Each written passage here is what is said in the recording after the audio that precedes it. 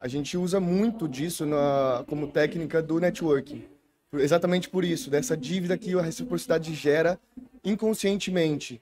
Então, assim, quanto mais a gente serve o outro, mais a pessoa fica com essa dívida com a gente e ela acaba se aproximando mais da gente. Ou laço também, né? Cria um laço, exatamente. Ela cria um laço, ela se aproxima.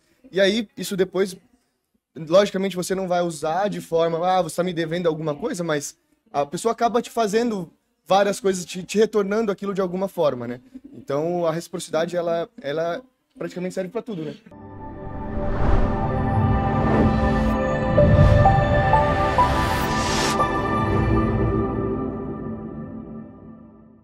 Bom, então, dizem que está valendo, né? Valendo a partir da gigante Concórdia.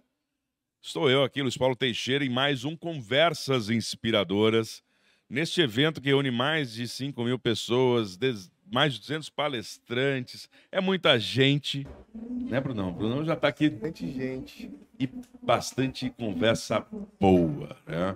E dessas conversas boas, hoje nós temos 2 convidados e um cofundador, um cara que manja muito desse projeto, chamado Conversas Inspiradoras. Aliás, temo até dizer que é um dos caras que idealizou esse projeto, junto ao Denis, e eu tenho o privilégio de estar dividindo esse espaço com vocês. Então vou começar pelo cara que eu sinto saudade de dizer, o cara do termômetro, do Brunômetro.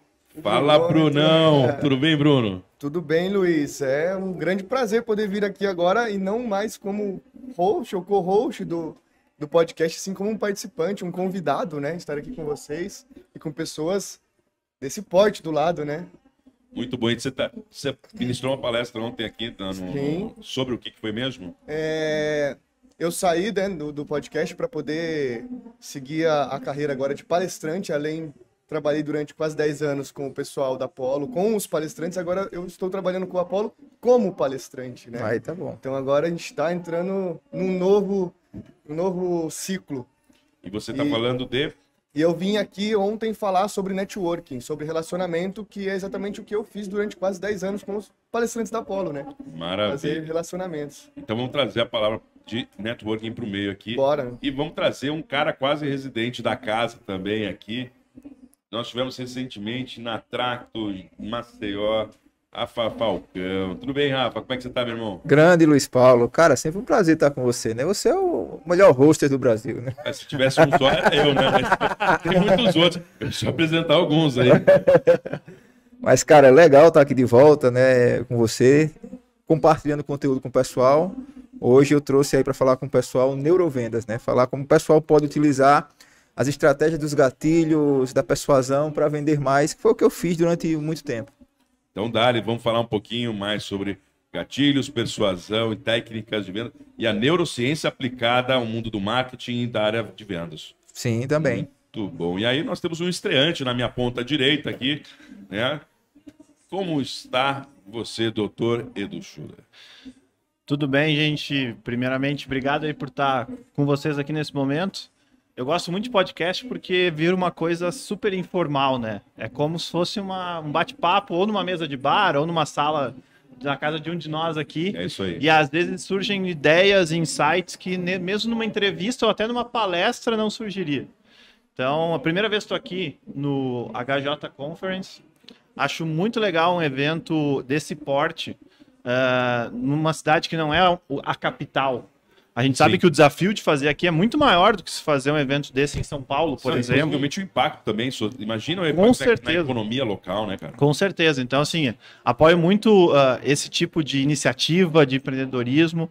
Acho que a gente tem que levar o conhecimento para o máximo de pessoas possíveis. A gente tem hoje a possibilidade de fazer isso via internet, né? Porém, agora, pós-pandemia, a gente agora tem a possibilidade de voltar a fazer isso próximo, tendo aquele calor humano, trocando aquela ideia mais intensa.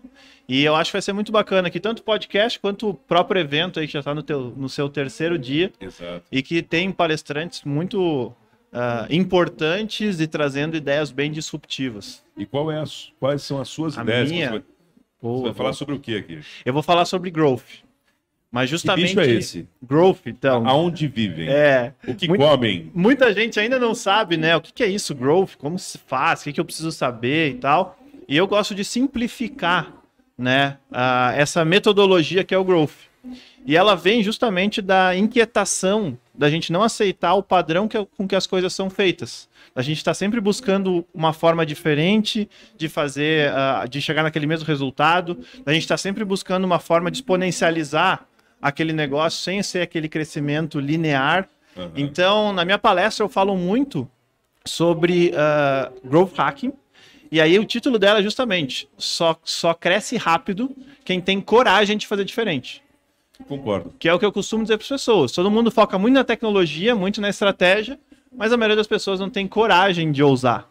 Então a gente começa falando sobre isso. Acho que vai dar um bate-papo legal aqui enquanto a gente vai trocar esse assunto. Que crescer praticamente todo mundo quer, né?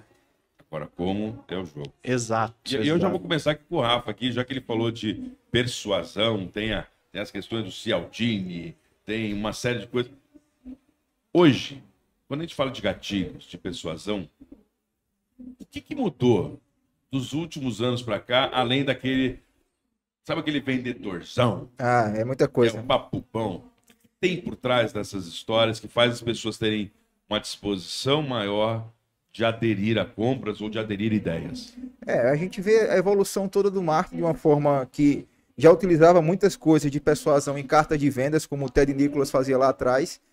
E quando chega o marketing digital de uma forma, como abarcou todo mundo, agora eu só falo em marketing digital, essa técnica da persuasão, muito importada do livro do Cialdini, As Armas da Persuasão, e tantos outros, como o Martin Lindstrom, o que acontece? As pessoas começaram a utilizar o nome gatilhos mentais como se fosse uma coisa normal. Todo mundo utiliza gatilhos mentais, enfim. Mas o que é gatilho mental, cara? Gatilho mental é você utilizar técnicas do inconsciente que façam com que as pessoas tomem uma ação. Malandrinho. Vou dar um exemplo aqui para você. A gente está passando aqui, tem muita gente olhando aqui o nosso podcast. Isso seria uma prova social. Por quê? Porque você está mostrando pessoas no ambiente e inconscientemente as pessoas precisam pertencer a grupos. Então, na medida que eu apareço e mostro que isso aqui está gerando um buzz, gera mais interesse nas pessoas. E a partir daí você começa a traçar essas estratégias. Quando o marketing digital estourou, e aí com esse princípio trabalhado muito bem pelo Jeff Walker, no mercado americano, quando o Érico Rocha traz muita coisa para o Brasil também, falando sobre gatilhos, a gente tem toda essa mudança. Mas existe uma polêmica muito grande, porque a neurociência diz que o gatilho mentais, de certa forma, não existe. O que existe são os atalhos mentais, os triggers que o Cialdini falava. Mas isso aí ficou tão incorporado no digital que todo mundo hoje fala sobre escassez, autoridade, prova social e tantos mais, né? Está me deixando preocupado. Mas, no fim das contas, elas são ferramentas ou são conhecimentos aplicáveis ao mundo dos negócios. Sim. Porque sempre existe o anjinho e o diabinho na nossa cabeça. Uhum. Então, muitas vezes, você força algum ou outro para tomar uma decisão. Vou dar um exemplo para você com um gatilho mental do paradoxo da escolha. Você vai numa loja e uma loja de sapato, e você vê aquele tênis que você quer na vitrine. Aí você entra e diz, vendedor, traz aquele tênis para mim, por favor. O vendedor sempre volta com mais opções. Sempre assim. Sempre assim. O que acontece? Inconscientemente, o seu cérebro ele descarta opções que são muito diferentes daquelas que você escolheu. Então, o vendedor, eu escolhi, sei lá, um tênis preto. O cara traz um tênis azul para mim. Aí eu vou lá inconscientemente, eu rejeito e eu reforço o poder da decisão naquela primeira escolha que eu tive. Então, quando você utiliza dessas técnicas, dessas estratégias todas, você consegue vender bastante. Inclusive, no digital, eu cresci baseado no gatilho da reciprocidade. Como? A partir do zero no digital, e a partir daí eu começava a entregar conteúdo tão legal, que as pessoas começavam a me agradecer por postar. Poxa, Rafa, isso ficou muito legal. Só que quando elas começam a me agradecer, gera uma dívida de gratidão. Elas me devem um favor. Como é que essas pessoas vão pagar esse favor? Ou elas engajam comigo, ou elas me compartilham para terceiros, ou elas, no melhor dos mundos, compram de mim. Então, a reciprocidade é muito poderosa. Você ensina as pessoas, você educa, e isso sempre traz algo para você em torno. E existe, inclusive, a pirâmide do professor William Glasser, que fala que quando você ensina as outras pessoas, você consegue reter até 95% do conhecimento do que você aprendeu. Então, a melhor forma de você crescer como profissional é trabalhando o ato nobre de ensinar, buscando sempre a reciprocidade de uma audiência. Essas são técnicas que a gente utiliza dentro do que você disse que é o growth. Sim, utiliza. E assim, gosto muito de poder ouvir isso que o Rafa trouxe agora, porque me deixa ainda mais confiante com como a gente tem profissionalizado essa profissão que é tão importante para o nosso cenário econômico, que é a de vendedor. Se a gente olhar para trás, o vendedor de antigamente era aquele vendedor que não tinha dado certo na vida, que não fazia outra coisa, e aí ele ia lá e podia trabalhar até de vendedor. Era né? a segunda opção, Que ou horror, terceira, né? ou Exato. última opção, né? Não, se você for no dicionário procurar, tem ali, vender tá como trair, praticar atos indignos. Então, assim, foi se criando historicamente, ao invés de um orgulho nessa profissão, foi se criando um bloqueio. E agora a gente tem visto que os principais empreendedores e pessoas de sucesso e palestrantes, em qualquer área que for, eles são vendedores disfarçados. E eles estão cada vez se especializando mais, trazendo mais estratégias, criando novas técnicas, estudando mais. Então agora não existe mais aquela história de o vendedor é aquele que não deu certo nas outras coisas. Porque se ele não deu certo nas outras coisas, ele não vai dar certo como vendedor. E se ele é um bom vendedor, a tendência é que ele dê certo em qualquer segmento que ele esteja trabalhando. Então isso eu acho muito legal. Eu acho que o marketing digital conseguiu espalhar isso numa velocidade muito grande. E aí eu pergunto para você, Brunão, agora nós vamos no lance do networking. Bora. Da mesma forma, eu vou te contar duas perspectivas que eu vi em relação à persuasão, e elas não são negativas, são perspectivas. A primeira do gatilho, ou então das maneiras de convencer as pessoas, e de um outro lado, a questão do pensamento crítico. Como a gente precisa fazer a curadoria das informações que a gente recebe para saber se aquilo tem intenções legítimas ou não. Quando eu falo de networking, o quanto que intenções legítimas aproximam e o quanto que às vezes os gatilhos mentais em excesso, eu não estou falando do gatilho mental bem feito, aquele em excesso, o cara que só quer pegar o atalhozinho, o quanto isso atrapalha as relações entre as pessoas? Bom, bem legal esse ponto, mas eu queria até usar um pouco do que o Rafa falou em questão da reciprocidade, né? A gente usa muito disso como técnica do networking. Exatamente por isso, dessa dívida que a reciprocidade gera inconscientemente. Então, assim, quanto mais a gente serve o outro, mais a pessoa fica com essa dívida com a gente e ela acaba se aproximando mais da gente. O laço também, né? Cria um laço, exatamente. Ela cria um laço, ela se aproxima. E aí, isso depois, logicamente, você não vai usar de forma, você está me devendo alguma coisa, mas a pessoa acaba te fazendo várias coisas, te retornando aquilo de alguma forma, né? Então, a reciprocidade, ela praticamente serve para tudo, né? Eu acho que é o gatilho mental mais poderoso Mais que tem. poderoso. mais poderoso que tem. Exatamente. Me imagino indo, provavelmente. Exato. Justamente porque é algo que a gente faz no dia a dia, né? Algo que faz parte da nossa rotina. Então, E não é um esforço você ter que fazer, porque a gratidão é um sentimento muito forte. Exato. Exatamente. Aí entra nesse ponto que você falou, da pessoa fazer esperando alguma coisa. Quando não é genuíno, a gente sabe que não é genuíno e que não é verdadeiro. E aí aquilo gera uma distância. Ela afasta, ela faz o contrário. Então, quando faz, que a gente faça, porque a gente realmente faz de coração. Aí sim, essa gratidão é gerada, esse serviço que a gente fez, ela vai ser retribuído de alguma forma, talvez não mesmo pela pessoa que você fez, às vezes por outra pessoa.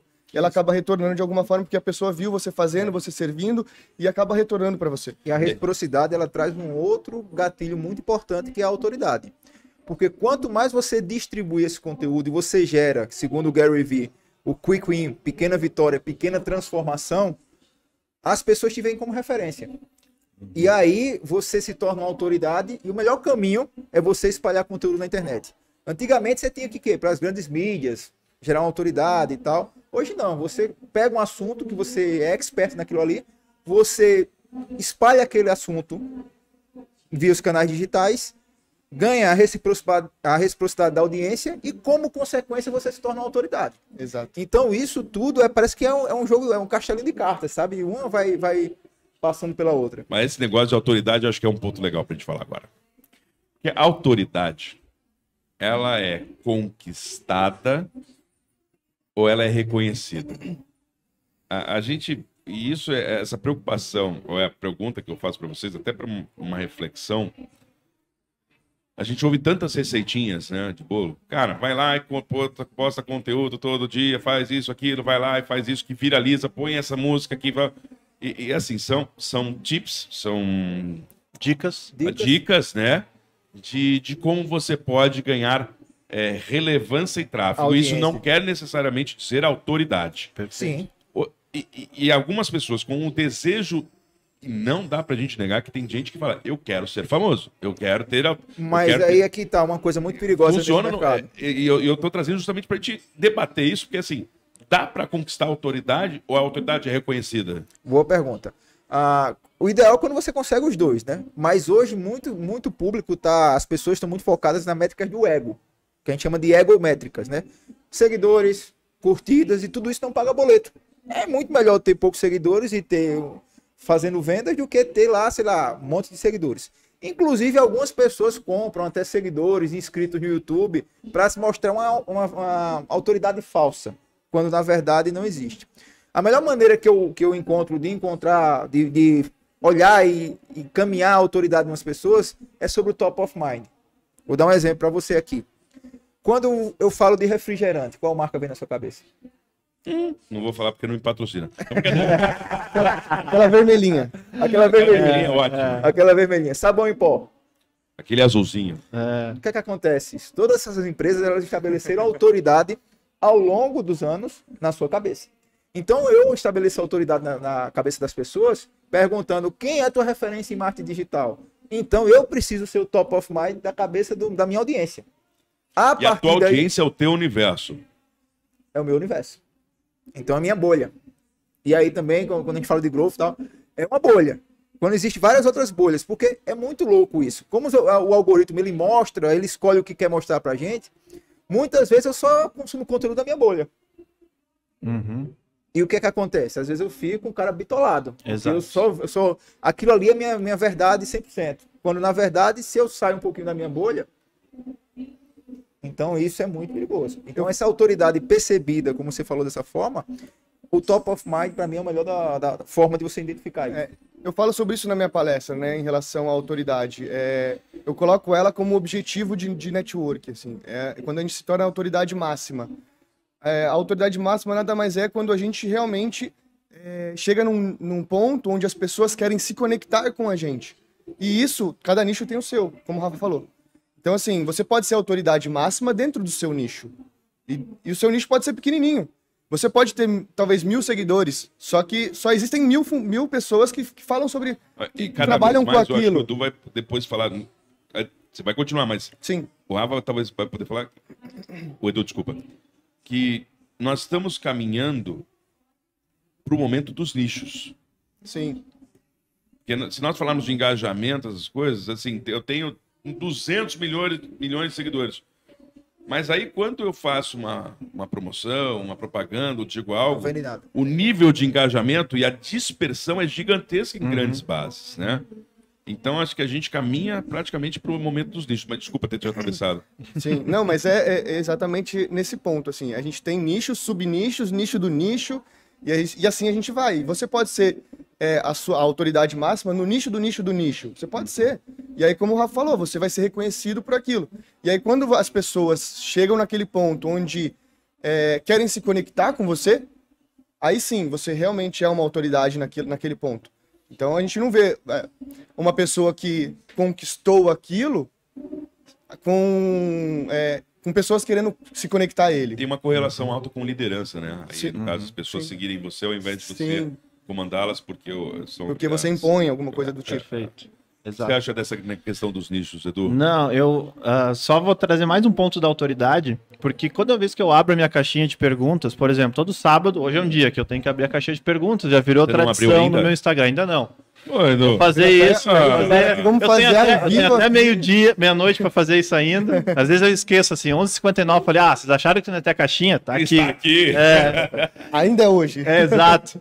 E o pessoal me pergunta muito assim, como é que eu conquisto a autoridade? Como que eu me transformo na autoridade e tal? Eu digo, a primeira coisa para eles tu já tem algum case de sucesso no teu segmento?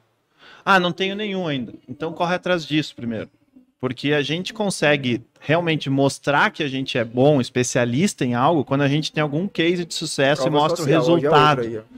Então, assim, as pessoas, todo mundo tá buscando autoridade, tá buscando ser famoso, tá buscando fazer isso, tá buscando se conectar, quer ser referência. Beleza, mas o que você fez até agora? Ah, não, ainda não construí meu case. Então vai fazer isso, porque é isso que vai sustentar a tua autoridade depois. Sustentação da autoridade. Exato. Perfeito. Eles vão dizer, o Eduardo foi aquele que fez esse case, o Rafael foi o que fez esse case, o Bruno foi esse que montou esse case. Então, assim, para quem tá buscando se tornar autoridade ou referência, encontra uma oportunidade e se dedica com todas as energias possíveis para transformar isso num case de sucesso. E depois vão surgir mais e mais e mais, aí você vai acumulando. Essa é a questão da prova social que você trouxe. Prova social também. É tudo interligado, né? Exato. Tudo interligado. E aí, quando a gente fala sobre autoridade e tudo mais, existe um outro elemento muito importante nos dias atuais, que é a construção de uma comunidade. Hoje em dia, você não vende mais para as pessoas como, sei lá, antes da pandemia. Hoje, eu tô até batizando como era da perspectiva. Não é só você postar o conteúdo. É você postar um conteúdo e dar a sua opinião que gere conexão com a sua comunidade. Pode parecer um pouco complexo, mas, por exemplo, aqueles conteúdos que eu postava lá atrás, que era assim, salve isso aqui e tal, eles estão cada vez mais caindo, engajamentos, tudo. Porque as pessoas que me percebiam como autoridade, elas vão mudando, elas vão envelhecendo. E eu preciso também envelhecer, aprofundar o meu conteúdo para que eu consiga manter essa autoridade. Então, essa construção da comunidade é algo muito difícil hoje no digital. E a comunidade é boa que ela gera o senso de pertencimento, né? Isso. Rapaz, mas é isso que ia falar, comunidade, a gente precisa... Não somos os grandes pensadores, nós somos colegas, mas assim, é difícil definir comunidade. Eu já ouvi pessoas falando que a comunidade é quando existe um grupo onde o próprio grupo se autorregula e toma decisão, e ela não tem dono, ela não tem líder, ela tem um processo de pertencimento natural, nativo. Isso. Né? E a gente vê muitos projetos criando, de educação, recorrência, falando assim, comunidade e tal, só que é uma coisa como se fosse protegida, como se fosse ser conduzida e guiada. Né? É complicado de falar isso, né? Eu não estou falando você... Já entrando em comunidade, aí tem outra coisa que a gente traz muito, que é o arquétipo da marca. Né? Então, por exemplo, quando você... Cada pessoa tem um arquétipo, né? Tem um herói, tem um cara que é o vencedor. Então as pessoas se conectam com como você se posiciona naquilo ali. E para construir essa comunidade, a gente trabalha muitas vezes com símbolos, rituais e tudo mais. Então, por exemplo, a forma que eu dou um bom dia na internet já é tipo um ritual. E isso a minha comunidade já entende. E aí eu vou gerando esse engajamento. A reboque vem a autoridade, a reboque vem a prova social, a reboque vem a reciprocidade. Então, quando você vai olhar, tudo que você faz parece que é estratégico, mas você muitas vezes faz de forma empírica, mas alguém já estudou aquilo ali, alguém já explicou, porque não é nada por acaso, quando você publica alguma coisa na internet, por exemplo. Não, eu imagino que, quando a gente fala de growth, né, tem muito a ver com métodos de hipóteses, testes, e tem que ter muita disciplina para isso, né, Edu? Exato. Então, é aquela velha história, quando o pessoal tá vindo com fubá, você já tá voltando com o bolo, né? Exatamente. Como é que é a história aí da gente pensar hipóteses e testes, que é o que nós estamos conversando aqui do marketing digital, de maneira disciplinada? Perfeito. Acho que tem 2 pontos que são importantíssimos, até trazendo depois no segundo ponto a pergunta que tu me fez antes de nicho. O primeiro é que a gente só consegue se disciplinar a buscar hipóteses, formas diferentes de fazer, quando a gente está insatisfeito com o que está acontecendo hoje. Então, o primeiro ponto é você olhar para a situação que tem hoje e dizer, ok, mas eu não quero mais que ela seja assim. Ou quero que ela seja melhor no futuro. Exato, eu preciso fazer algo diferente. Eu preciso desorganizar aquele processo que está organizado para buscar uma outra forma de fazer. Mas como é que dá para ficar com vontade de fazer isso se estava organizado? Não mexe no que está ganhando, não faz isso não! É que a maioria das pessoas, elas gostam de seguir padrões. Sim. Isso aí é na humanidade toda, não é só no Brasil, não é só aqui em Santa Catarina. Todo mundo normalmente segue os mesmos padrões. E a gente tem a oportunidade de observar esses padrões e utilizar eles para criar estratégias que as pessoas comprem da gente. Só que para isso você precisa sair do padrão, para poder observar e entender. Pô, as pessoas sempre fazem isso do mesmo jeito, elas sempre compram da mesma forma, elas sempre procuram, são influenciadas por esse local aqui. Então esse é o primeiro ponto, a gente tem que sair daquele piloto automático e observar como que as pessoas estão no piloto automático. E ali você vai encontrar várias oportunidades de fazer diferente. E o segundo ponto, ele vem muito nessa questão de nichos mesmo. O que eu bato muito na tecla, principalmente na minha palestra ali com o pessoal. Quando a gente tem um negócio e eu tenho um segmento, eu estou no segmento financeiro, de investimentos. O que é a maior tendência para eu fazer? Eu vou olhar quem é líder no segmento e eu vou modelar o cara e fazer igual. Vai dar errado? Não, vai dar certo. Por quê? Se ele já conseguiu fazer aquele caminho, a tendência é que você consiga. Mas você vai conseguir fazer, fazendo isso, você vai conseguir um crescimento linear. Você vai crescer ali 5%, 10% ao ano, tal. Se você está buscando isso, perfeito. Quando a gente está falando de growth, você tem que olhar para aquilo que aconteceu e buscar uma nova forma. E às vezes essa nova forma ela vai estar num nicho completamente diferente do teu, num segmento que não tem nada a ver com o teu segmento. E aí tu vai trazer essa ideia e as pessoas vão dizer: que isso, a gente nunca trabalhou assim aqui. E aí é a hora que você tem que ter coragem de dizer assim: não, mas agora a gente vai testar hipóteses, agora a gente vai fazer. E o teste ele acontece em um ambiente não é controlado, mas um ambiente possível que não afete, porque teste não se faz com tudo, né? Exato. Se faz com uma fatia. Tem que ter um risco calculado. É o risco calculado. A partir desse pequeno teste, você vê se ele performa, repete a dose até achar a escala ótima, até que ponto ele acontece da mesma forma, né? Perfeito. E hoje a gente está com muita oportunidade de realizar esses testes e principalmente coletar dados. Hoje a gente tem informação para tudo na internet. Então, as pessoas têm muitas oportunidades de buscar algo diferente, buscar um novo canal de venda, buscar um novo canal de audiência, né? E aí observar. Ver qual a informação que está vindo dali. Às vezes não vai ser na primeira ou na segunda vez que vai dar certo. Porém, quando você consegue encontrar um novo caminho, a tendência é que aconteça aquela curva exponencial. Você sai daquele crescimento Você abre linear. a boca de jacaré. O meu esforço e o recurso destinado não cresce na mesma velocidade que as vendas crescem. Exatamente. E aí você acaba abrindo para margem. É ser Exato. pioneiro, né? Exato, é bem isso. Tanto é que eu peguei no segmento de moda, né, de confecção e de calçado, eu apliquei tudo que eu tinha estudado da parte de infoprodutos, de marketing digital. Se o pessoal está comprando curso nesse mesmo formato, por que eu não posso fazer isso com o lançamento de uma Porque coleção método. de roupa? Ele não se aplica ao segmento, ele é método. Exato. E método, eu tenho insistido que é método lá de trás, Descartes.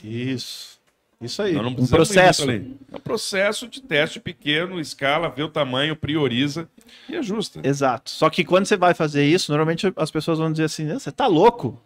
E aí eu costumo dizer assim pro pessoal: quanto tempo faz que não te chamam de louco? Pô, faz 1 ano já. Então é que você tá usando pouco, tá fazendo as mesmas coisas o tempo inteiro. Tá na hora de dar uma ousada, de fazer diferente, dar uma cutucada no pessoal aí. Porque é ali que vai surgir alguma oportunidade. Brunão, dá pra fazer isso com pessoas? Nem tanto, né? Tem que ser 1 a 1, né, cara? Então, aí eu queria perguntar isso pro Edu, tava aqui. Perguntar pra ele. Porque ele vai falar de nicho, né? Ele falou que vai falar um pouquinho também do nicho, então eu queria aproveitar para falar isso. Dá para fazer growth em todas as áreas, em todos os lugares, em qualquer lugar? Eu acredito que sim. Até no mundo físico. Até no mundo físico. Porque, na verdade, o digital ele vai te permitir ter uma exponencialidade maior. Porque ele vai ter um alcance, uma escala maior. Mas no mundo físico é possível de fazer isso, porque todo tipo de local, processo, segmento, ele tem um padrão. Se a gente parar para observar, as pessoas sempre vão, networking, elas sempre vão seguir o mesmo padrão. Elas vão vir para um evento, elas vão tentar se conectar com algumas pessoas, talvez elas vão comprar o ingresso que vai permitir que ela vá para um camarote ou esteja lá na frente para fazer um networking com um nível um pouco mais elevado, que é o que ele está buscando. Aí ela vai, depois da palestra, chamar o palestrante para tirar uma foto, já vai querer trocar telefone, vai dar cartão. Então, quando você consegue entender o padrão, você começa a ver, bom, se 10 pessoas fizeram assim, como é que eu faço para fazer isso com 100 pessoas? E aí você começa a buscar as possibilidades. Pô, mas eu não consigo distribuir meu cartão para 100 pessoas. Mas se eu sou palestrante, depois da palestra, quando eu estou tirando foto, eu tenho alguém do meu lado que vai estar distribuindo e fazendo a conexão para mim, eu trago uma equipe para me ajudar a fazer esse network. Eu consigo escalar isso no físico. E lembrar que o Growth, ele pode atender determinada fase da jornada do funil. Não necessariamente ele está em todas. Então, dentro do networking, você pode otimizar os contatos. Mas a sustentação, provavelmente, ela vai ser one-on-one, porque as pessoas precisam de relacionamento, contexto, né? E outras partes. A gente viu muito isso na pandemia. Durante a pandemia, tanto o motivo de eu querer começar a palestrar sobre isso, de passar tudo que eu conheci, foi justamente a pandemia.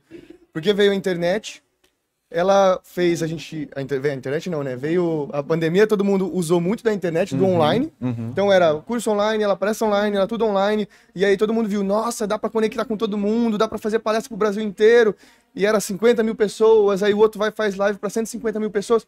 Legal, mas conectou as pessoas, mas assim, muito distante, né? Faltava Não um o pouco suficiente mais. para criar laços. Né? Exatamente. Então, não criou um networking, porque, como eu falo na palestra, o networking ele é uma rede de contatos que, através das suas conexões, geram valor para sua vida ou para o seu negócio.